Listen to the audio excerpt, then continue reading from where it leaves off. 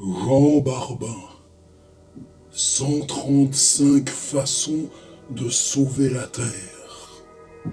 Et si ça se trouve, ce sera pas assez. Si ça se trouve, il n'en faudrait qu'une. Si ça se trouve, il faudrait saupoudrer 4, 5, saupoudrer très peu. Pas besoin d'en avoir 135. Mais peut-être bien le contraire. Peut-être qu'il faudrait 1350, 135, 55. Et continuer, et continuer. Et que même avec ça, on n'arriverait pas à la sauver, la Terre. Mais si chacun faisait ses 135 façons de sauver la Terre, comptées par le nombre qu'on est, combien on en aurait? Et peut-être à ce moment-là, on pourrait saupoudrer. Jean Barbin, mort, parlant depuis les internets, commençant des leçons qui ne sont pas fiction et qui s'intitulent 135 façons de sauver la Terre, voici ma 4e. Et permettez-moi, humblement, de simplement vous faire part qu'il ne s'agit pas d'une invention. Simplement témoigner ici d'un programme, comme on dit, pas très connu. On n'a pas fait beaucoup de bruit dessus. Mais il y a urgence. Peut-être que maintenant, il est temps d'énoncer ces solutions pour sauver la Terre. Et donc, avec l'accord de ceux qui le mènent, j'ai décidé de vous faire part de ce programme qu'on avait intitulé « Relâcher les hommes sauvages ». Alors, sur le principe, c'était pas une histoire très compliquée. Une des chances qu'on pourrait avoir, c'est que, précisément, restaurer un équilibre, arrêter le massacre, et la nature reprend ses droits. Elle les reprend doucement, elle les reprend pas complètement. Mais il y a des transformations, ça se réadapte, ça repousse, ça revit. Alors on a pensé ce qu'on fait pour les tigres. Les tigres, ils reviennent. On a presque autant. Il y a 30 ans, il y en avait ça. Il y a 15 ans, il y en avait ça. Il y a 5 ans, il y en avait ça. Eh bien là, ça recommence dans l'autre sens. Vous me direz qu'est-ce qu'on gagne à multiplier les tigres sauvages. Comme si on n'était pas nous-mêmes assez sauvages. Mais a-t-on le droit de faire comme on faisait? A-t-on le droit de faire autrement, de faire disparaître les tigres sauvages? Eh bien, les hommes, c'était le contraire, et ça poussait, ça poussait, ça poussait, ça poussait, ça poussait.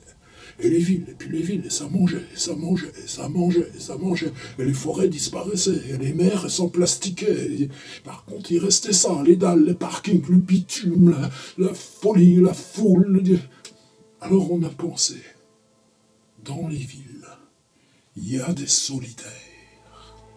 On prend ces solitaires et on leur dit « Veux-tu participer du programme de relâchement des hommes sauvages ?» Ça ne veut pas dire qu'on n'en prend que des extrêmes. On en a pris quelques-uns aussi. Tu veux aller 10 ans en prison ou tu préfères programme de relâchement des hommes sauvages? Ils ont choisi. Mais c'est quoi la sauvagerie?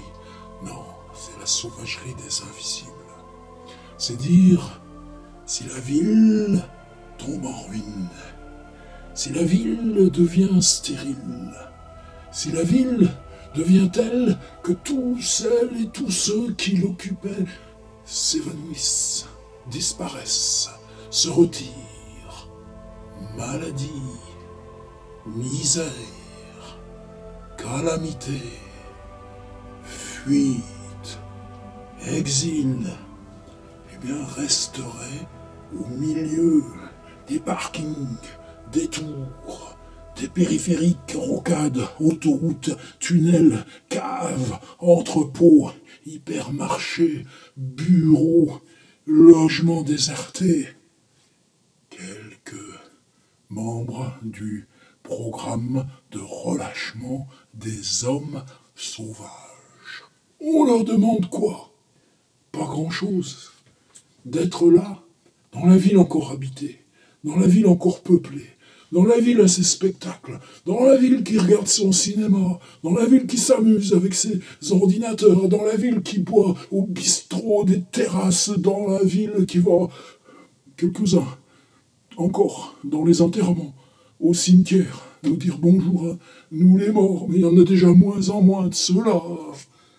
Eh bien, relâchement des hommes sauvages, vous apprenez à vivre comme si l'humanité avait cessé. Vous seul, membre du programme du relâchement des hommes sauvages, habitez la ville, et la seule condition, sinon on vous reprend, on vous remet là d'où vous venez, à vous de finir vos fins de mois, etc., c'est que personne s'en aperçoive que vous êtes dans le programme de relâchement des hommes sauvages. Bonjour François, bon, j'ai fait l'expérience pendant 5 mois. J'étais équipé d'une GoPro, c'était convenu avec les membres du programme. Il s'agissait de vivre dans la périphérie parisienne. Attention, jamais franchir le périphérique vers l'intérieur, mais passer de ville en ville, Cergy à Évry, de je sais plus où, Villepinte, Melun. Je l'ai fait 5 mois. Je prépare des films.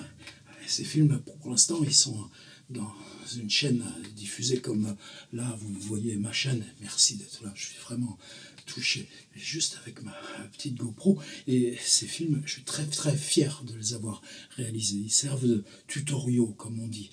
Ils servent d'apprentissage aux nouvelles personnes du programme de relâchement des hommes sauvages. J'étais avec eux, j'étais parmi eux.